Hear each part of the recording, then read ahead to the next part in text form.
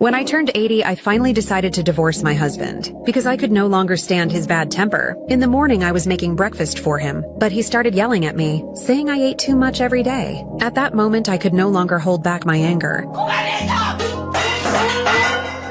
My usually short-tempered husband was shocked by my sudden reaction. He had no choice but to quietly clean up himself. I have lived a hard life, but I never once complained. I just kept all my pain to myself. Then a nurse from the care home called. She said my mother's condition was getting worse. She might not have much time left. So I decided to take Annie and my mother to the seaside she always longed for. My mother held my hand tightly with excitement, and I realized this might be our last trip together. I pushed her wheelchair slowly along the shore. A few birds flew across the blue sky. I smiled and told my mother maybe that was the freedom she had always dreamed of. Annie picked up a seashell and placed it in my mother's palm, but the shell slipped and fell to the ground. We thought she just didn't hold it tight enough. So Annie picked it up again and put it back in her hand. That's when we realized my mother had passed away. I held her tightly in the wheelchair, refusing to let go. After the funeral, I scattered her ashes into the sea, fulfilling her final wish in this way. I couldn't move on from her death for a long time, but it also awakened my desire for freedom, because I had worked hard my entire life. Yet every day I still endured my husband's scolding. For the years I have left, I just want to live freely. So I asked a friend to help me sell the house, and decided to divorce my husband. I told my children to take good care of their father. I was going to live on my own, but my daughters thought I was joking,